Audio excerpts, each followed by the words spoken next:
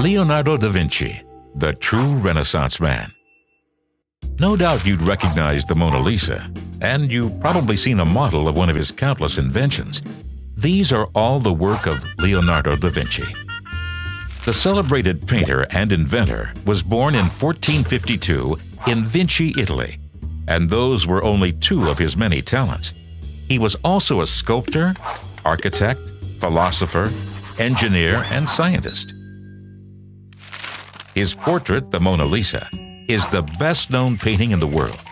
He painted it between 1503 and 1506, and the identity of the woman behind that mysterious smile is still disputed today. Almost as famous is his mural, The Last Supper, which portrays Jesus with his disciples.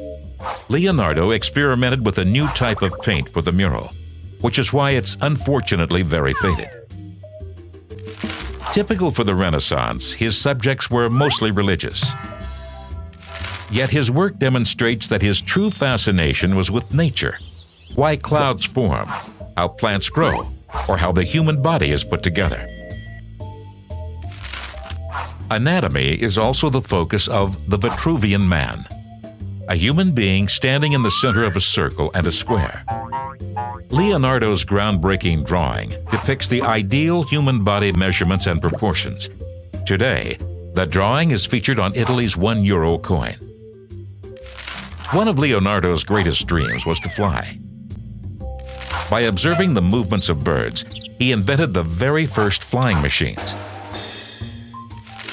A parachute was later assembled by scientists in the year 2000 using his original design, and it worked. The sky wasn't the limit for Leonardo, who was fascinated with water too. He studied the flowing motions of the waves and applied his discoveries to technological innovations, including diving gear, irrigation systems, and the very first water meter. As an engineer, Leonardo was centuries ahead of his time. As early as 500 years ago, he designed the first precursors of the tank and the automobile, and even a solar reflector. He spent his final years in France. By his death in 1519, he had developed a legendary reputation as a uomo universale, or jack of all trades. To this very day, Leonardo da Vinci is widely considered to be one of the most extraordinary people of all time.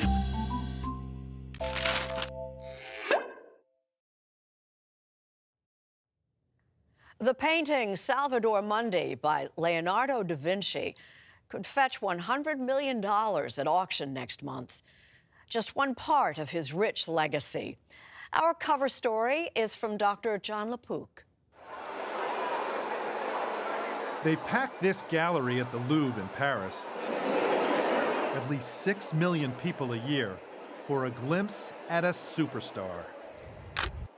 But a select few, like author Walter Isaacson, actually appreciate the Mona Lisa as art. It's the most famous painting in the world, and when you stand before it at the Louvre, you all of a sudden realize why. It's the most emotional painting. So she's been a celebrity for 500 years. We know a lot more about the celebrity artist who painted her than we do about Mona Lisa herself. Largely because her creator, Leonardo da Vinci, documented his life's work in painstaking detail.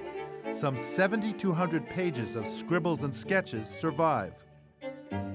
You know, Leonardo may have been the person with the greatest amount of curiosity of any human who ever existed. And he would make lists in his notebooks of things he wanted to know, like how do they walk on ice in Holland, or describe the tongue of the woodpecker. Now, who in the world would wake up one morning and put on their to-do list, describe the tongue of the woodpecker? What use is it? But there it is, and over again, Leonardo is just putting down in his notebook things he's curious about. Walter Isaacson's curiosity has given us best-selling books about Albert Einstein and Apple's Steve Jobs. And his just-released biography of Leonardo da Vinci, published by CBS's Simon & Schuster, will also be a film starring another Leonardo. There's a story that Leonardo DiCaprio has told, which is that when his mother was pregnant with him, she was at the Uffizi. There's a wonderful Annunciation there. Looking at the painting, he starts kicking, and the dad says, "We're going to name him Leonardo." DiCaprio's namesake was born out of wedlock in Florence in 1452. With little formal schooling, he was apprenticed at age 14 to an engineer and artist, and Leonardo's skill and imagination flourished. Florence was very tolerant of a guy like Leonardo, who was left-handed and gay and vegetarian and illegitimate. And it seems, quite a hunk. Leonardo was also incredibly good-looking, in very good shape, extraordinarily athletic, long curling hair. And I think that Vitruvian Man, the guy in the circle and the square spread eagle, I think it's partly a self-portrait. But perhaps most of all, Leonardo was stunningly inventive. He makes a portable bridge which you can just pop up in the middle of a battle if you have to cross a river. The Aspen Institute, the nonprofit think tank Isaacson helped to shape for many years, recently held a celebration of all things Leonardo on its Colorado campus. Glider, and he did it in Milan off one of the mountains. Sketches were transformed into three-dimensional models. The famous helicopter. I think it was first designed for the theater because he was doing all these amazing props, having people fly and descend and ascend on the stage. An underwater diving apparatus. He said it would be a great way to sort of attack ships. In fact, he kept secret some of the details for fear that the enemies could figure it out. But it's Leonardo's sketches that may set him apart. Okay, this is the big moment, right? Now so valuable that when curators at New York's Metropolitan Museum agreed to give us a peek, I'm actually nervous. Oh my goodness. at first they would only show us copies until we promised to limit exposure to our television lights. You know, when I saw these for the first time, it's like, oh my goodness, there's the hand of the artist. And it's just as if he were making it in front of me. Every time you see it, there's a new layer to appreciate. Here's the head of a man in profile. This is a design for a stage setting. A bear walking, and the head of the Virgin.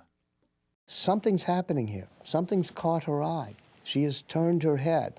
It's a study for many paintings he would do later, but you realize that he didn't just love objects. He understands how human movements reflect the emotions of the mind.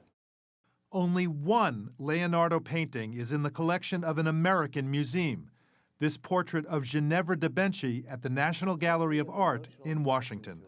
How did it help change Renaissance painting? Well, up until then, Renaissance painting had sort of sharp lines. And Leonardo said, that's not the way nature works. So there's a smokiness to the lines. But the great thing about this picture is you see a young Leonardo who's on the path to painting the Mona Lisa, but this isn't the Mona Lisa. There's something else uniquely Da Vinci about this portrait. Leonardo cared even about the parts unseen, so he paints the back of Ginevra da Vinci. We realize, and he still has more to teach us.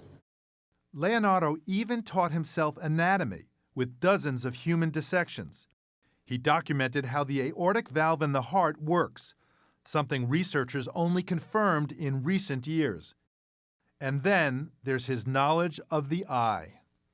He realized that the center, when you're staring at something, you see the detail.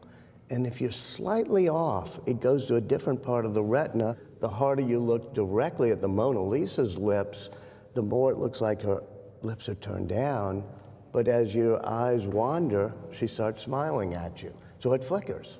I couldn't help thinking when you described that, did Leonardo da Vinci figure out a way to have a painting flirt with the viewer? Yes. He figured out a way to have it interact. In the Mona Lisa, you see the combination of all of Leonardo's anatomy and science with his art. And what better way to discuss what may be this son of Florence's ultimate accomplishment, the Last Supper, than over an Italian meal? It begins with Jesus saying, "One of you shall betray me." And you watch it, It's almost like a wave. It reverberates out. Emotion, spirituality, and drama make this fresco one of the world's most admired works of art, studied down to the tiniest detail, which is how we discovered what may be the origin of one of our most familiar superstitions, a cause of bad luck. It is certainly one of the greatest biblical moments ever, which is Judas knocking over the salt in that painting. I didn't realize that. Is that where the superstition comes? Oh, yeah. That Yeah, you knock over salt? Yeah, you can see the salt cellar. You can see everything. The artist, engineer, and scientist who lived a life of boundless curiosity died in 1519. He was 67 and left no known children. Leonardo da Vinci died a poor man, but, says Walter Isaacson, he left us a wealth of lessons. Do you now find yourself looking at the world differently? I walked over here to the Metropolitan Museum through Central Park, and I took a little bit of extra time because he loved the way light hit leaves and formed shadows. He's somebody who says, pause for a moment and look at the way the water is falling into the pond. Those are the type of things he noticed, and I try to push myself to notice things that Leonardo would have noticed.